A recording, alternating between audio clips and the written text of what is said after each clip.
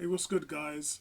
Day three lockdown, and I thought I'd mix it up a little bit up today. First of all, let's cover off the coronavirus itself. Now, the Spain lockdown has been extended by 2 weeks. It was inevitable that something like that was going to happen because they've now overtaken China as the largest death toll. So I believe they're now 56,000 infected, 8,000 in the last day, and obviously it's 4,000 dead plus now in Spain. So the measures are just going to have to be drastic.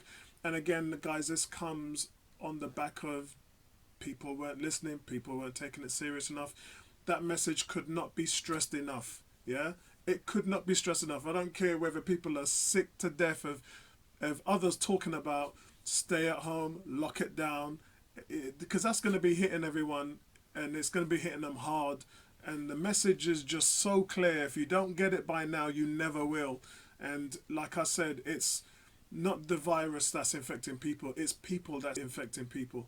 And that's what's the real killer here. It's us. So moving on, guys. In fairness, with Spain and London as well, and New York, it's yet to hit its peak. And I know London, they're really drumming up and getting ready for a massive, massive wave, which is why the XL has just put 4,000 beds into the process, which they're doing now, and two morgues. And they're asking for help from everywhere. And the good thing is some companies are answering the call, including Dyson. A lot of companies are making ventilators for the UK now. So it's great of austerity that we've had under the Tories. It's really nice to know that companies like Tesla, as I mentioned yesterday, what was it? It was 1,200 ventilators and 50,000 masks, which is what Tesla was doing. God, could you imagine had we been able to keep a company like Tesla in the UK to produce a gigafactory, how much help would a company like that have been for our country? Anyway, ain't gonna really focus on that. But overall, again, some more developing signs.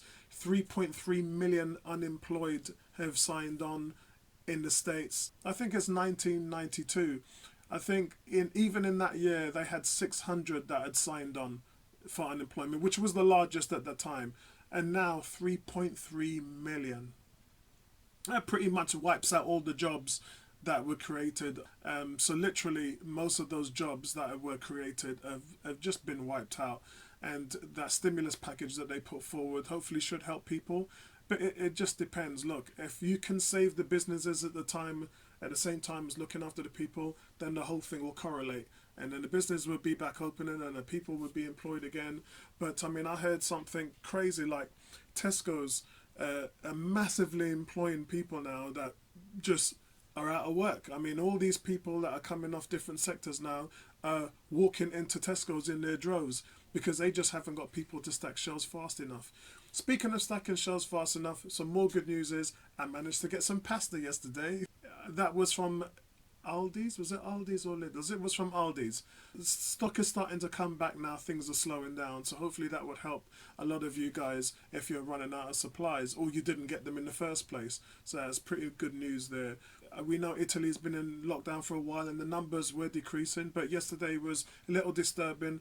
They had a 2,000 spike in cases yesterday, which is not really what you want to hear when you're in that kind of lockdown phase. So I guess the government are not happy with that. They're going to have to deal with that and find out what went wrong.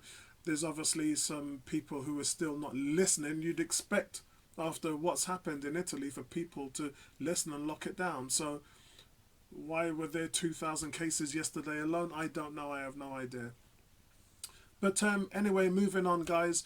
I think this is the reason why I've said that New York and London have yet to peak. Because, I mean, when you look at the underground in the morning, packed. Yeah, trains and buses running in limited services. And because of that, they're packed in like sardines. You're bound to cause more chaos with more people getting infected because it's the surfaces. When the trains are running, I don't work on the trains. I don't know anything about how the trains works, but there can't be people disinfecting, spraying and wiping everything down after every journey. It's just too much work. You know, once you pull in a station, you've only got a couple of minutes before you have to go again. So the trains are just constantly going back and forth without getting wiped or cleaned or anything like that or disinfected. And then thousands and thousands and thousands of commuters are going on their trains, on those trains, infecting each other, touching the handlebars, being too close to it. It's just a recipe for disaster. That's the reason why I think that London is nowhere near even at its peak at the moment, and all of those beds that they're making, they're doing it because they're probably preparing for the worst.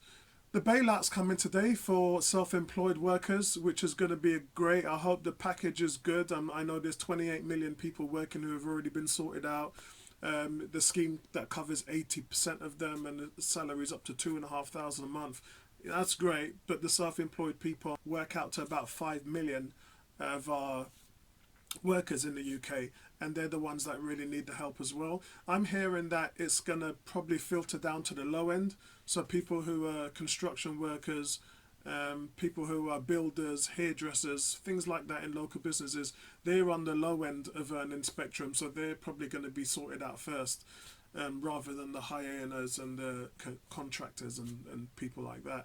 So I don't know whether that would be a good thing, but we'll have to wait and hear what they say about it, and then we'll probably discuss that tomorrow.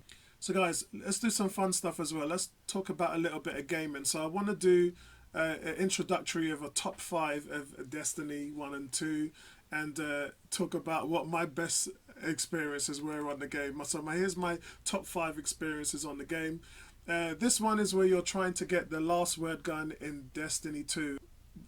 You have to do a gunslinger part, which means you've got to quickly shoot the guns out of the enemies that you're up against, and it's a really tough thing to do because you've got to be smart. It's not mouse and keyboard, it's controller, so you've got to be really quick, you've got to be accurate, you've got to be smart, you've got to be quick. Quite a feat to do. I know quite a few people have managed to do it, but it is hard, and that something like that is going to take a lot of time.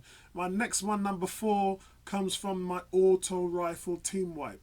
So you can see I come in at the game, I spawn, run down the stairs, and to my right there's going to be a whole team that's running behind each other spawning. I bump into them and I'm just like, whoa, okay, the whole team. I quickly throw a grenade which takes some of their shields down. I auto rifle one down, I get back on the second, the fourth, the last guy's there, and then I just head top him out. And as you can see, my team in Supremacy is there to pick up the pieces. Right, we move to number 3. The number 3, my favourite weapon in the game, Yoton. I'm coming down with Yoton, which is a one-shot kill, guys. It's a slow trigger, which leaves you susceptible to getting hit. As you can see, I got hit there. And I come up against here. You can see this guy's in the air. He zooms down, and my bullets are just homing in on him as he comes through. Another guy appears. Home in on that guy, I take some of his shield down, second shot hits him midair, and the other one thinks he's going to finish me off, and he walks right into my bullet, which is absolutely devastating. So we move on, guys, to number 2, and this is a gambit wipe.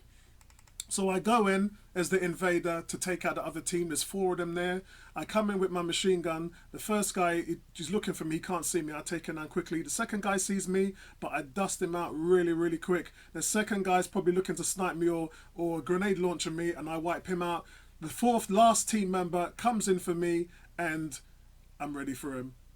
He tries to take me on 1-on-1. He goes invisible. Can you see? He tries to take me out invisible, and I just see him, and I dust him out. Team completely wiped out. And it's Destiny 1. It's my Badger, yeah, my favorite gun, the high capacity scout rifle. It's the Badger, and I've come in here. First of all, I reload. Badger sees somebody head topping him straight away. I can see that. If you look here, I'm going to stop it. If you look, our team is 8,800 points and their team is 9,600 points. We're actually down by 800 points, so my team is losing. So we start off, so I carry the film on, I activate my super, I take out 1, 2, somebody actually activates the supers trying to take me out. I take him out as well. I wipe the whole team. The last guy is the first guy that I killed who respawned at the back, and you can see my whole team running behind me picking up the orbs that I've just created. So that was a complete team wipe of 6. Plus the first guy I killed, so that's a 7 kill streak straight away there. That was probably my favourite of all time on Destiny 1, that one was. And so I thought I'd go through that with you and enjoy that with you guys today. Something special, something dear to my heart, nice little pastime. So listen guys, that's it from me. So we'll come back tomorrow for day 4 lockdown and see what else I've been up to. Westworld episode 2, Bloodshot. Vin Diesel. Just watched that last night, so we'll talk about that tomorrow as well. And then I'll give you my verdict on that film. So listen, overall, that's it from me, guys. Lock it down. Stay safe. Don't go out your house unless it's going for some pasta.